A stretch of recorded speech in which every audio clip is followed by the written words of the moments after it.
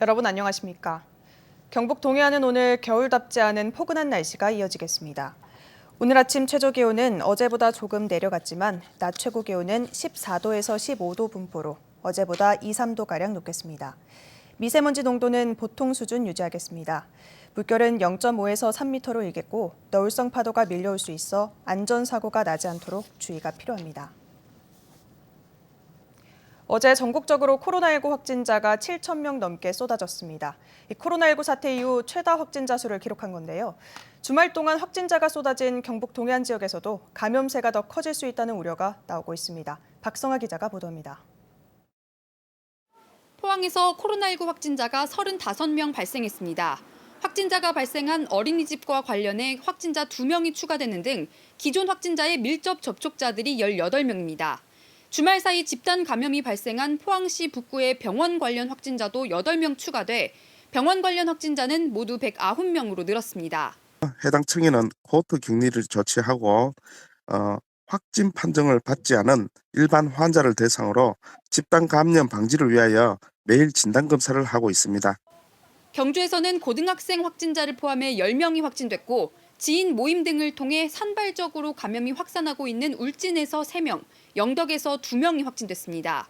최다 확진자 수를 기록했던 이번 주말에 비해 경북 동해안 지역의 확진자 수는 다소 줄었지만 감염 확산의 우려는 여전합니다. 수도권 확진자 수가 5,000명대를 기록하면서 지역사회로의 전파 가능성이 매우 높기 때문입니다. 또 감염 경로가 확인되지 않은 확진자들의 접촉자들까지 확진되는 사례가 잇따르고 있어 방역당국은 긴장의 끈을 놓지 못하고 있습니다. 방역당국은 수도권을 중심으로 유행이 빠르게 증가하고 있다며 일부 강화된 방역 조치와 접종 확대의 효과를 지켜보고 추가 조치를 검토하겠다고 밝혔습니다. MBC 뉴스 박성아입니다. 포항시는 18살 이상 시민을 대상으로 3차 부스터 접종을 본격적으로 시작합니다. 18살부터 59살은 2차 접종 후 5개월 이후부터 접종이 가능하며 60살 이상 고령층은 2차 접종 후 4개월 이후부터 접종할 수 있습니다. 다만 SNS를 이용한 자녀 백신의 경우 이와 같은 접종 간격보다 한 달 빨리 접종이 가능합니다. 한편 12살부터 17살 소아 청소년에 대한 신규 접종은 화이자 백신으로 이뤄지며 이달 말까지 접종 예약이 진행될 예정입니다. 코로나19 확진자가 급증하면서 재택치료가 감당해야 하는 비중이 계속 커지고 있습니다. 재택치료는 의료기관의 과부하를 덜어주는 데 큰 역할을 하고 있어서 더욱 확대할 필요가 있다는 분석이 나오고 있습니다. 양권희 기자가 보도합니다. 계명대학교 대구 동산병원에 마련된 재택치료 지원센터는 하루에 환자 300명을 돌볼 수 있습니다. 의사와 간호사 11명이 24시간 교대 근무하며 재택치료 환자를 지원합니다. 의료진들은 하루에 2차례 앱을 통해 재택치료 환자의 체온과 맥박, 산소 포화도 등을 확인합니다. 일단 열이 없으셔가지고 저희들이 보고 있고 오후에도 입력 부탁드리고 아침에 또 전화드리겠습니다. 만약 환자 상태가 이상하면 화상으로 진료를 해서 약을 처방하고 보건소를 통해 약을 환자 집으로 전달합니다. 이미 재택으로 선정되신 분들은 그렇게 급한 상황은 아니거든요. 그리고 이제 전화로 수시로도 연락이 오기도 오고 응급으로 막 입원한 경우는 없었습니다. 대구에서는 11월 1일부터 지금까지 408명이 재택치료를 받았습니다. 대부분 열흘 안에 치료가 끝나 일상으로 돌아갔고 20% 정도만 열흘 이상 치료를 받았습니다. 재택치료 환자 상태가 우려돼 병원에 옮겨진 경우는 22건, 전체의 5% 수준입니다. 재택치료가 의료기관 과부하를 덜어주는데 효과가 있음을 보여주는 수치입니다. 정부는 최근 확진자가 크게 늘고 병상이 부족해지자 재택치료를 더욱 확대하고 있고 대구시도 재택치료 활성화에 나서고 있습니다. 대구시는 이곳 계명대 대구 동산병원에 이어 7곳 경북대 병원도 협력병원으로 지정할 예정입니다. 재택치료 환자 약 200여 명을 더 돌볼 수 있는 수준입니다. 재택치료 환자가 안전한 공간에서 검사와 대면 진료를 받을 수 있는 단기 외래 진료 센터도 함께 운영할 예정입니다. 병상 부족을 조금 더 완화시키기 위해서 병원에 입원하기 전 단계로 단기진료센터가 시급하다면 지금이라도 만들어서. 대구시는 재택치료 환자 대상자 기준도 만 60세 미만에서 만 70세 미만으로 확대할 계획입니다. 전국 하루 확진자의 절반 정도가 재택치료 환자이지만 대구는 12%에 그치고 있어 재택치료 환자를 늘리기 위해서입니다. 대구시는 급증하는 코로나 확산세 속에 위중증 환자 치료에 집중하고 이 과정에서 의료 공백이 생기지 않도록 하기 위해 재택치료가 중요하다며 적극적인 협조를 요청했습니다. MBC 뉴스 양관입니다. 포항시와 포항시 의회가 지방의회 인사권 독립을 위한 업무 협약을 체결했습니다. 두 기관은 직원들의 정기 수시 인사교류와 후생복지, 교육훈련 등 다양한 업무에 대해 협력하기로 했습니다.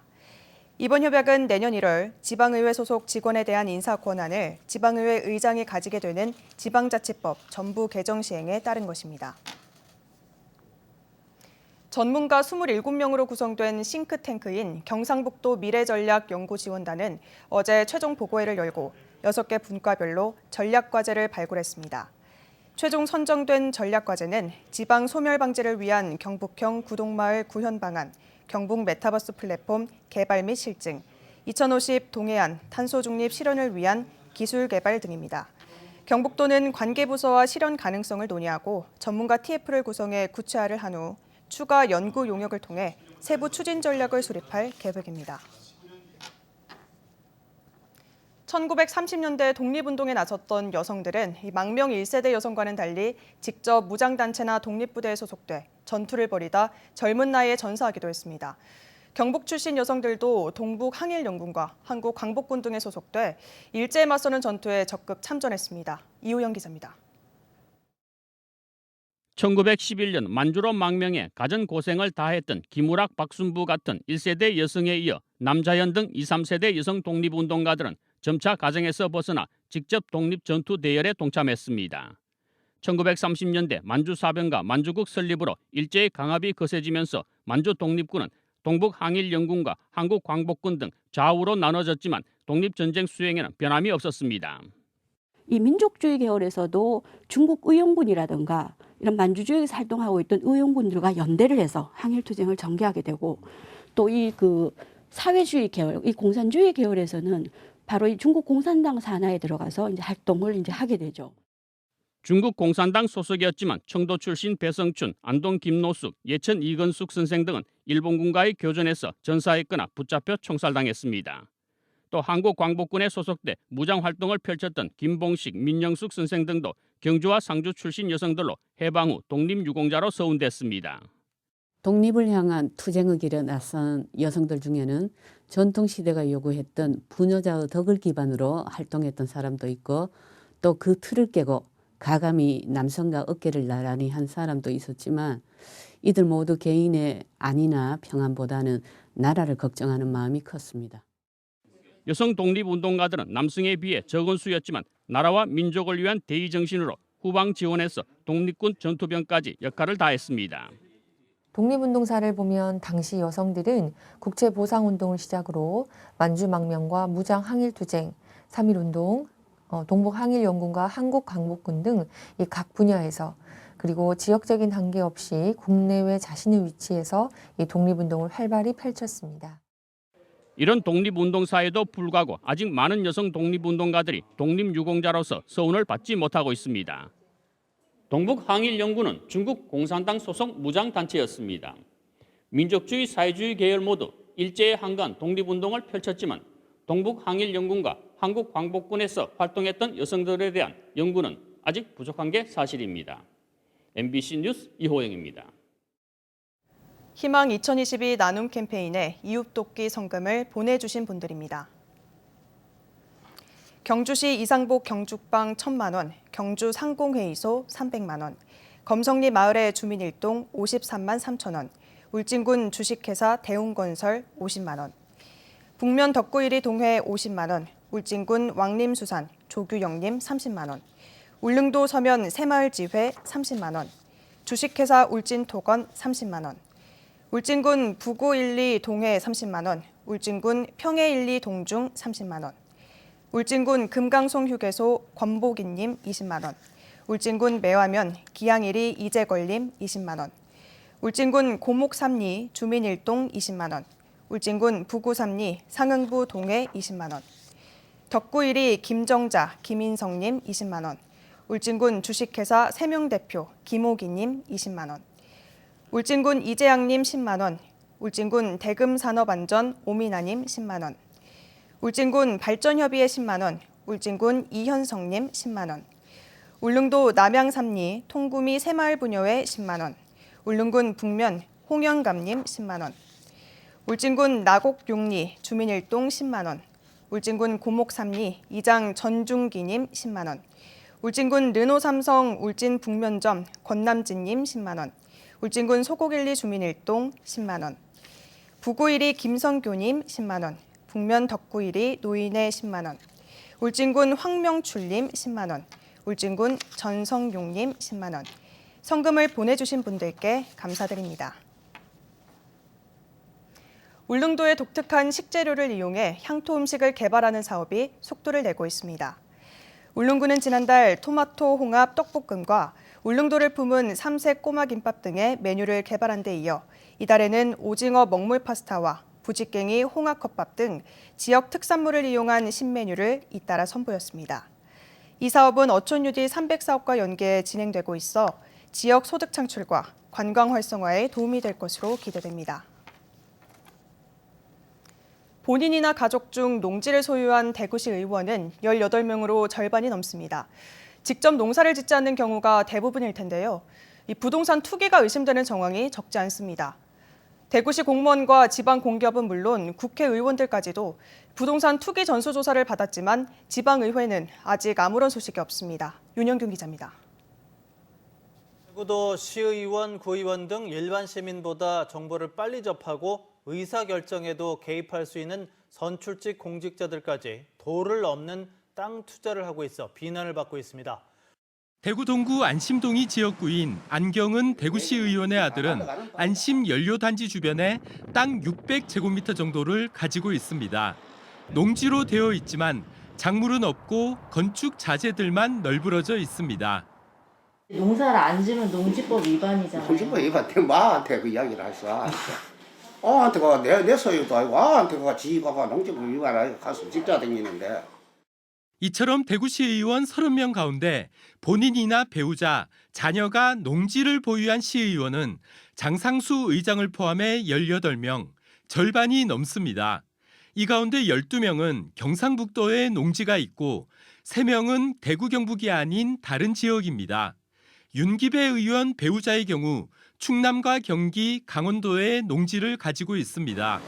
대구시와 경상북도가 소속 공무원들의 부동산 투기 의혹 전수조사를 한 데 이어 국회의원까지 국민권익위원회로부터 7년간의 부동산 거래를 조사받았습니다. 충북도 의회와 경기 군포시, 과천시 등 일부 지방의회도 자체 결의로 소속 의원의 부동산 투기 전수조사를 했습니다. 하지만 대구시 의회와 대구 구군의회는 아직 부동산 투기 의혹 전수조사를 거부하고 있습니다. 전혀 투기하고 전혀 관계가 없는 구급 공무원까지 조사를 했는데 그보다 더 많은 권한과 내부 정보를 접근할 수 있는 그다음에 이 개발에 영향을 미칠 수 있는 지방위원들이 지금까지 좀 전수조사를 하지 않는다는 것은 좀 심각합니다. 시민사회단체는 농지를 소유한 대구시 의원 18명에게 농지를 어떻게 소유하게 됐고 실제 농사를 짓는지 질의서를 보냈습니다. MBC 뉴스 윤용균입니다. 포항시와 포스텍이 추진 중인 연구중심 의과대학 설립의 필요성을 강조하는 정책 세미나가 어제 국회에서 열렸습니다. 세미나에서는 김무환 포스텍 총장과 김범민 고려대 바이오 의공학부 교수 등이 공학 기반 의학 교육 혁신의 필요성과 바이오 헬스케어 산업에서 의사과학자의 역할을 주제로 발표했고 전문가 토론이 이어졌습니다. 이번 세미나에는 정계와 학계, 산업계 인사와 교육부 대학학사제도 과장, 보건복지부 의료인력정책과장 등 관계부처 공무원들이 참석했습니다. 대구지방법원 이영철 판사는 여자 컬링 국가대표팀 이른바 팀킴의 보조금을 가로챈 혐의로 기소된 전 대한컬링 경기연맹 부회장 A씨에 대한 항소심에서 원심보다 감형된 징역 8개월에 집행유예 2년을 선고했습니다. 함께 기소된 컬링팀 전 감독 B씨의 항소는 기각해 원심을 유지했습니다. 이들은 대한컬링연맹과 경북체육회의 보조금, 민간기업의 지원금 등 1억 6천여만 원을 다른 용도로 사용한 혐의로 재판에 넘겨졌는데 1심은 A씨에게 징역 1년을, B씨에게 징역 1년에 집행유예 2년을 선고했습니다. 이상으로 포항 MBC 뉴스를 마칩니다. 시청해주신 여러분 고맙습니다.